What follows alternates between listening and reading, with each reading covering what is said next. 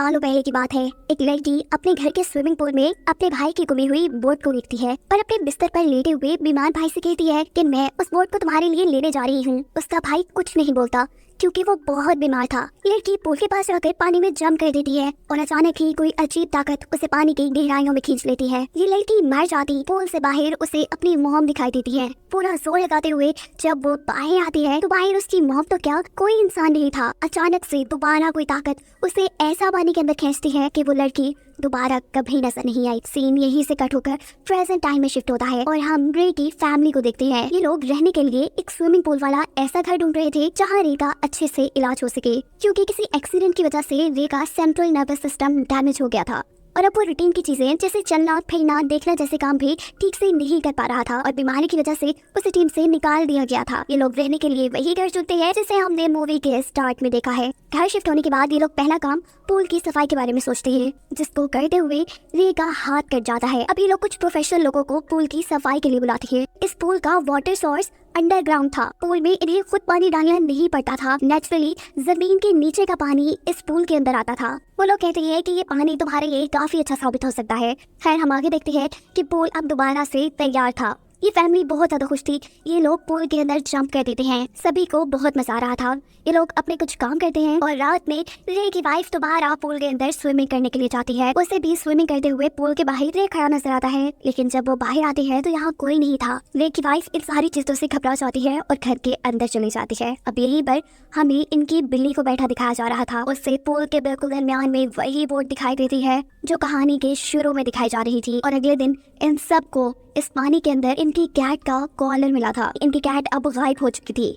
रे का बेटा इस चीज से बहुत ज्यादा उदास हो चुका था। उसकी मॉम से कहती है उदास ना हो, हम इस पुल के ऊपर एक कवर लगा देंगे ताकि आइंदा कभी ऐसा कुछ ना हो पाए। यही रे नोटिस करता है कि कल जो स्विमिंग पूल से उसके हाथ में बड़ा सा कट लगा था उसमें बिल्कुल दर्द नहीं है। वो पट्टी खोल के देखता है तो इतना बड़ा कट बिल्कुल ठीक हो चुका था, ऐसे जैसे कभी कोई चोट लगी ही ना हो। रे को लगता है कि ये सब पूल के पानी की वजह से हुआ है, इसीलिए वो पूल में ज्यादा से ज्यादा वक्त गुजारने लगता है। जबकि दूसरी तरफ रे की वाइफ को पूल से जुड़े कुछ बुरे सपने भी आने लगते हैं। रे अगले दिन डॉक्टर के पास रेगुलर चेकअप के लिए जाता है। डॉक्टर बताती हैं कि हैरानकुन तौर पे रे बहुत तेजी से रिकवर कर रहा है। दिखाया जाता है कि रे का बेटा स्विमिंग पूल के पास बैठा था जब अचानक स्विमिंग पूल के अंदर बहुत से कॉइन्स आना शुरू हो जाते हैं। उसे लगता है कि ये कॉइन्स शायद उसके डैड फेंक रही है, जिन्हें वो जमा करना शुरू कर देता है। और अचानक उसे पानी के अंदर एक बच्ची दिखाई देती है, वही बच्ची जो इस मूवी के स्टार्ट में इसी पूल में गायब हो गई थी। वो बच्ची स्विमिंग पूल के ड्रेन हॉल से मदद मांग रही थी। इस ड्रेन के अंदर हाथ डालने पे पहले इस बच्ची को एक खिलौना मिलता है। जब वो इस खिलौने को बाहर निकालता है तो उसके ऊपर बहुत से बाल लगे हुए थे। अचानक वो बाल हाथों में बदल जाते हैं और ये हाथ उसे अपनी तरफ खींचने लग जाता है। बच्चा बहुत ज्यादा डर कर यहाँ से बाहर निकल आता है। वो ये सारी बातें अपनी मॉम को बताता है। उसकी मॉम जब चेक करती हैं तो वहाँ कुछ भी नहीं था। ये सब लोग मिलकर अब रे की बेसबॉल प्रैक्टिस में जाते हैं। जो करते हुए पहले तो रे काफी कमजोर महसूस कर रहा था अपने आप को, लेकिन फिर जब वो पूरा फोकस लगाता है तो इस बार उसने ऐसी शॉट लगाई थी कि बॉल तक फट गई थी। सब लोगों के साथ साथ वो खुद भी इस चीज से हैरान था।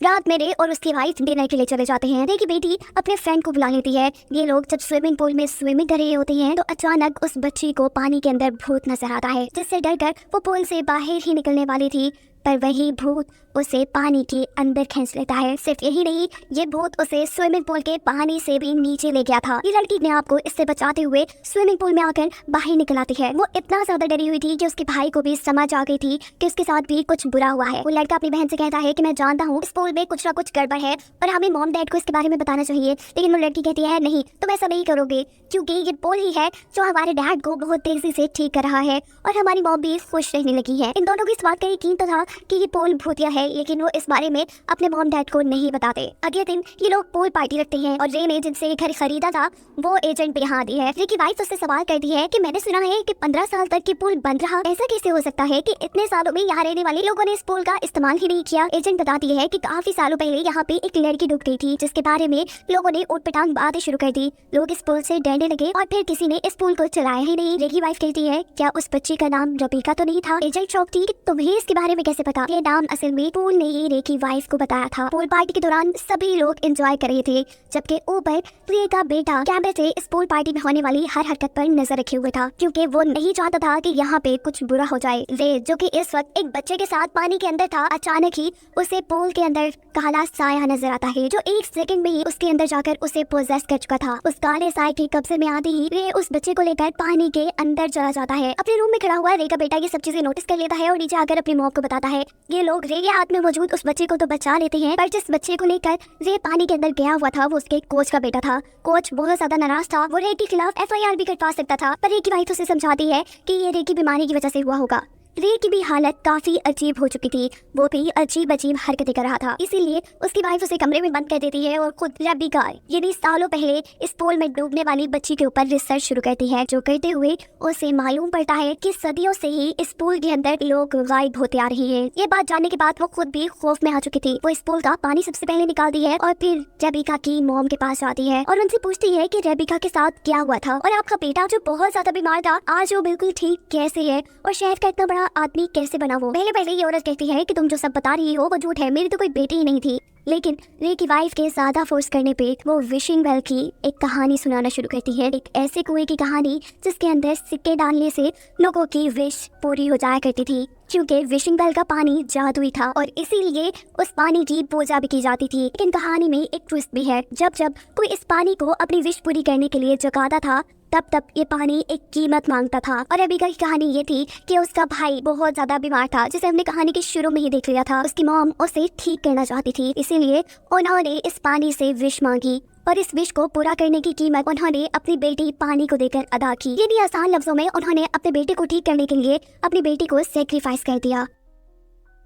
रे की वाइफ नोटिस करती है कि इस औरत के काले आंसू आ रहे थे, कोई चीज उसे पोसेस कर रही थी और यहाँ का पानी भी अजीबोगरीब हरकतें कर रहा था। इन सारी चीजों से डरकर वो यहाँ से चली जाती है, पर अब वो ये बात भी समझ चुकी थी कि उन्होंने ये पूल रे को ठीक करने के लिए भरा था। रे तो ठीक हो जाएगा, पर ये पानी उसके किसी एक बच्चे को निगलने का। घर आने पे हम देखते हैं कि रे के दोनों बच्चे अपने पेरेंट्स को ढूंढ रही हैं और तभी रे के बेटे को बाहर अपनी बिल्ली की आवाज आती है। जब वो चेक करने के लिए बाहर जाता है तो हैरान के तौर पर पूल दोबारा पानी से भरा हुआ था। ये चीज उसे परेशान करती है, क्योंकि वो जानता था कि उसकी मॉम ने इस पूल को खाली कर दिया है। वो पूल को चेक करने के लिए आगे बढ़ता है और तभी दोबारा उसे पूल के अंदर एक ट्यूब पे अपनी बिल्ली बैठी हुई नजर आती है, जिसे बचाने के लिए जब वो पूल के अंदर जाता है तो कोई चीज उसे पूल के अंदर खींच देती है और पूल का कवर बंद होना शुरू हो जाता है। रे की बेटी जो ये सब देख रही थी वो अपने भाई को बचाने के लिए बाहर जाती है और इतने में ही यहाँ पर रे की वाइफ भी आ जाती है। ये दोनों मिलकर पूल का कवर वापस खोलने की कोशिश में लग जाती है और रे की वाइफ अपनी बेटी से कहती है जाओ तुम रे को बुला के लाओ अपनी मदद के लिए। पर अंदर रे को तो किसी शैतानी ताकत ने बुरी तरह पोजेस कर लिया था, अपने कब्जे में ले लिया था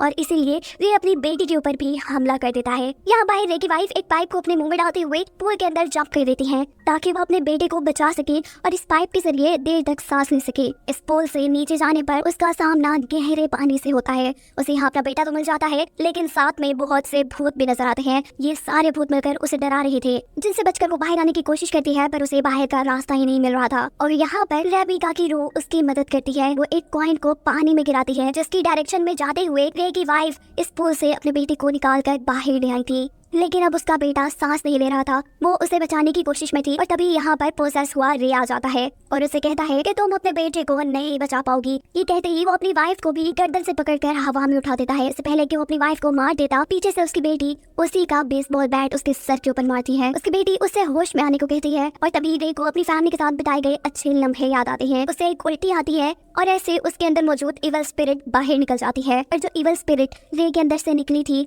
उसने पानी को काला कर दिया था।